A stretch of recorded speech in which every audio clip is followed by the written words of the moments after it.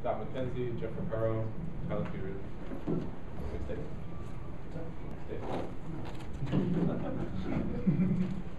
But Scott, can you describe what happened on your game-winning goal?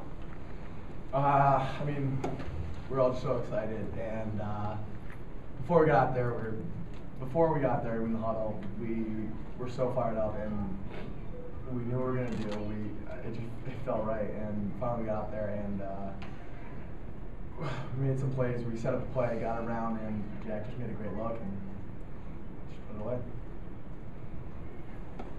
Coach Petramalo was in and talked a little bit about your offense and how it throws teams off because they don't get to practice against it much. How much does that give your offensive advantage? Well, I would think, what my hope is it does a lot. That's sort of the goal.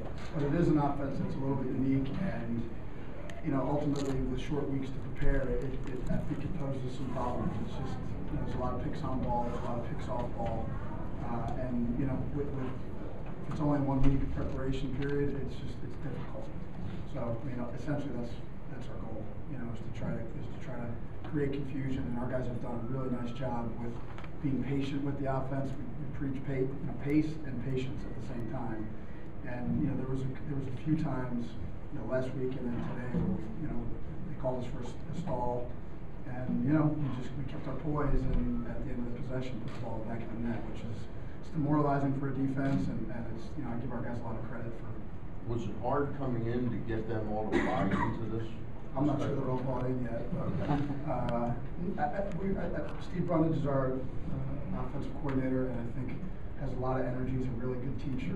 We only had 10 practices essentially in the fall, and then I think when we started to do some small field work in the off season, we were able to break down some of the parts, and guys started to understand it. Now that we've had preseason, I see light bulbs going on, and it's encouraging. I think guys are excited by it, and we're generating some shots, and we're starting to create some unity on that end of the field, and that's what you want. So we're pleased at this point.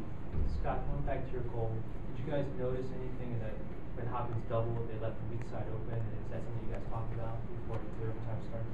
I mean, I think it's just part of our offense, like Coach Bates said. It's a great offense, and we're still learning it as we go. But just working and being Hopkins not being able to read it and be ready for it, and getting the double and moving it. I mean, it just creates a lot of looks, and so by Jack Neal make that double and us getting open, I mean it's a lot about the off-ball movement. The most dangerous guy in the field is the guy without the ball. So.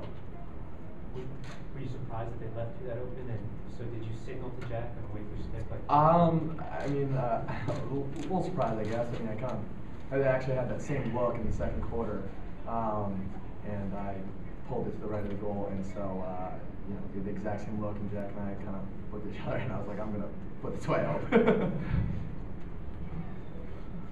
Chris, how much of this win was about the short start of the offense, but about what you did defensively, say against Kimmel? And he didn't get a sweet look until the end of the total scramble.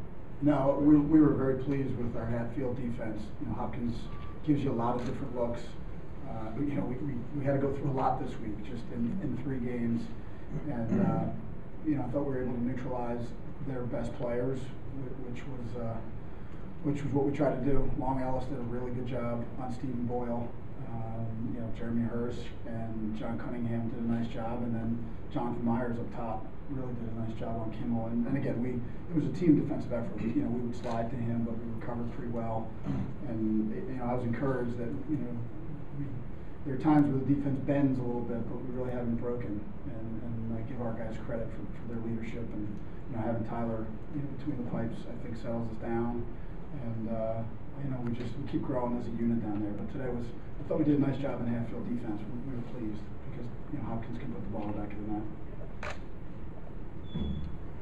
Tyler, can you talk a little bit about the defense and where you guys are now, and sort of that, as Coach mentioned, it's a little bit bend and not break mentality at this point, and where would you like to see you guys grow in the next couple of games? Yeah, definitely. We still haven't put a complete game in. I don't think 6-on-6, 7 we did great today. It takes a lot of work and practice. Just communication-wise, I think we struggled a little bit in Hofstra. There are a few breakdowns in transition today, which is our communication isn't quite there. We lost a great guy last year that did a lot of talking, so it's now more of a group effort in communicating, and guys are learning. I think the scary thing is we're really inexperienced. We're just getting better every day. We're winning great games against like Hofstra, Hopkins, great opponents, without much experience right now. Today is a great learning point for us here because you see Kimball bringing the ball down the field and fans start screaming. So I think everyone's learning. We just have to keep communicating louder, clearer. There has to be dialogue between our guys, and we're getting better, rotating and everything. So I think I still haven't been satisfied with the way I'm playing, and I think none of us should be. So I think the scary thing is that we're not playing as good as we can be. It's still early, and I'm looking forward to what we can put down at the end of the season. Scott, coach says not everybody's bought in yet, but 4 goals, a freshman. Has a light bulb gone off for you? I mean, I personally love the offense as far as it suits me very well, and thankfully having so many great athletes around us, Jack, Scott, Stove, Rob. It's not really that hard. All you gotta do is backdoor someone and finish it. So I'm real happy. I'm really loving it.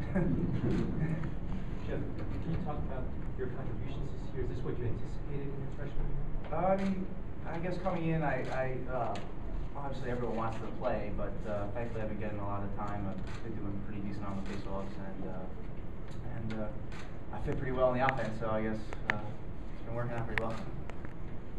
Coach, can you talk about pushing some of the younger guys a little bit between Jeff and I know Mike Kinch, like I said at the beginning, you're asking a lot of some young guys. Can you talk about working with them? Well, actually, that's what I said to the team in the huddle, in the locker room. I said, it's a big environment, it's a big game, and I think we grew up a little bit today. Last week was an exciting first win, and up and down and a lot of goals. Today has a different feel. It's Hopkins. It's in this venue. And when you were coming in, that was sort of the big question for us. How are we going to react, come game time? And it's not just freshmen that are playing; it's sophomores that haven't played yet, or Rob Engelke who hasn't played a 60-minute game really as a starting attacker. But he's got 7 assists in 2 games, and so I think the pieces have come together, and we're trying to get guys experience. And frankly, we've been pretty pleased with how these young guys have performed on this stage. So it's exciting because Tyler said it. I think we're getting better and better, and the team started learning about each other a little bit. To get the contributions from the young guys is a real boost for us. And I guess that's going to be a big part of your experience as well. I mean, you're working with some new guys as well and growing with them. These first couple games, what are you taking out of it so far?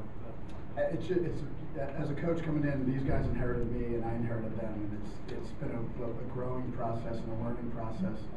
And I said before the last game, I was just so excited to not only be the Princeton head coach, but now to really coach these guys. And I think it's been a fun process for me, getting to know these guys, and hopefully vice versa. But going through the battles and going through the game, you can only do so much in off-season workouts. In practices, you can gel, but a team really comes together when you play somebody else. Hofstra had beaten Princeton last year. There was a lot. First game, new era and all this and that. But today's just another really nice step for all of us to kind of grow together. That's what I'm excited about. Kind of interesting. It's 2 games today. They both went into overtime. The tying goal was with 13 or 14 seconds to go. The team that gave up the goal won the first game, and you win the second game. I'll take 1 goal wins. I'll take overtime wins. If that's the stat that goes, those are the ones you want to win. And we talk about that all the time in practice. We finish practice a lot of times with a 1 goal game, just to get in our guys' mentality. Every little play counts, and the game situations count.